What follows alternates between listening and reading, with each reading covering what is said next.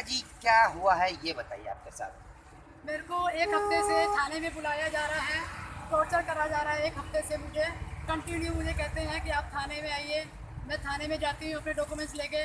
पूरे डॉक्यूमेंट्स मैंने दिखाए अपने थाने में, डेली चेक करते हैं। और 3 दिन तो मेरे डॉक्यूमेंट्स जमा भी करे इन्होंने कि आप अपनी फ़ाइल यहाँ पे छोड़ के जाइए। मैंने यहाँ पे अपनी फ़ाइल छोड़ दी। जब 3 दिन के बाद मेरी कोई कार्रवाई नहीं हुई तो हम वो फाइल जब लेके गए हैं कि भाई जब कार्रवाई नहीं हुई तो हम ऊपर जाएंगे, तो वो लोगों ने मेरे को फ़ोन करके बोला कि आप ना अपने डॉक्यूमेंट्स लेके आइए और सुबह 10 बजे जमा कराइए।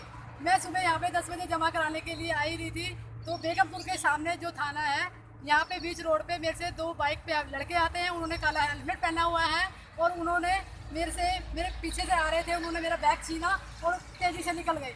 मैंने देखा कि मैं नंबर नोट करूँ तो उनकी जो प्लेट थी वो मुड़ी हुई थी, इसलिए मैं उनको नहीं पहचान सकी, ना मेरे को गाड़ी का नंबर। काले रंग की गाड़ी थी।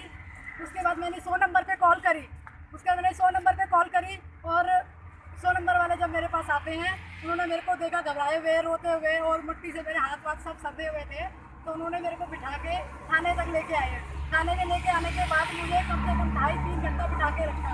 कहते हैं, मैंने कहा सर मुझे FRI कटा दो और मेरे डॉक्यूमेंट्स चोरी हो गए। मुझे आते सर ने मुझे यहाँ बुलाया था डॉक्यूमेंट्स जमा करने के लिए। जब वो डॉक्यूमेंट्स जमा खुद यहाँ पे नहीं थे तो मेरे से डॉक्यूमेंट्स मंगवाए क्यों, जब मेरे को फ़ोन करके बोल सकते थे। जब उन्होंने पहले मेरे से बोला कि डॉक्यूमेंट्स लेके आए तो ये भी बोल सकते थे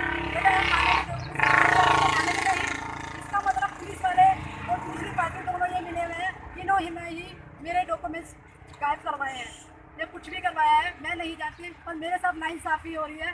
उस पार्टी का कंटिन्यू काम चल रहा है और मेरा 31 तारीख से आदेश सर ने मेरा काम बंद करवाया हुआ है और उनका आज कमरा तैयार हो चुका है। मैं गरीब किसके पास जाऊँ? मेरे 4 बच्चे हैं।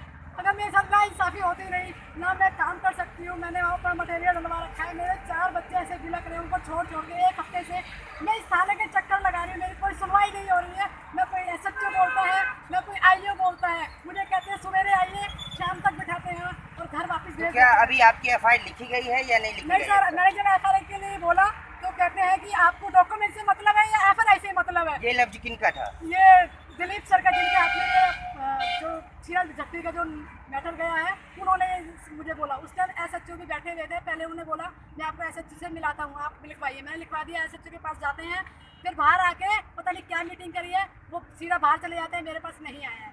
कह रहे आदेश सर आएंगे तब मिलवाएंगे और FIR कटेगी या नहीं कटेगी मुझे नहीं पता। और आपके डॉक्यूमेंट से मतलब है। मैं सर मुझे डॉक्यूमेंट दिला दीजिए, ओरिजिनल और जो फोटो कापी दोनों ही मेरी थी उसके अंदर। जो मेरे पास पक्का सबूत था। मैं 6 दिन से इस थाने के चक्कर लगा रही हूँ उनको लेके। आज वो भी मेरे चोरी करवा दिए गए हैं। मैं बेघर हो चुकी हूँ। बड़ी मेहनत करके मैंने उनको इतनी मेहनत से अपने बच्चों का घर बनाने की कोशिश की। आज मैं बेघर हूँ, बेसहारा हूँ, अवलादारी हूँ। मेरा कौन साथ दे सकता है मेरा? इसका मतलब तो अगर जिसे कहते हैं कि जो पब्लिक की सेवा करेगा वही पब्लिक के साथ अत्याचार कर रहा है बैठ के अंदर, तो हम किसके पास जाएंगे? आज मैं सुबह से 3 घंटे से यहाँ बैठी हुई हूँ, मेरी कोई सुनवाई नहीं हो रही है। मैं किसके पास जाऊँ? आज मोदी के राज में नारी के साथ ये हो रहा है तो क्या और क्या क्या होगा? वो कहते हैं हम नारी के साथ है। नारी के साथ कोई नहीं है, नारी के साथ अत्याचार हो रहा है इसमें। और थाने के सामने मेरे कागज छीने जाते हैं। जब थाने के सामने ये कार्रवाई हो सकती है तो कहीं भी हो सकती है किसी के साथ। और नारी के साथ अगर ये तो अत्याचार चलता रहा, कहते हैं कि हम क्राइम बंद करेंगे। क्राइम तो कहीं बंद हो ही नहीं रहा है। नारी के साथ 10 गुना ज़्यादा बढ़ के क्राइम हो रहा है। कभी उसके साथ रेप होता है, कभी उसे किडनैप कर लिया जाता है और कभी उसे घर से उठा लिया जाता है, कभी उसके घर से चोरी करवा ली जाती है, कभी जो आप एक अपने क्षेत्र का सोशल वर्कर है, एक समाज सेवी, और आपके क्षेत्र में इस तरह की दुर्दशा आपके सामने देखने को मिल रही है।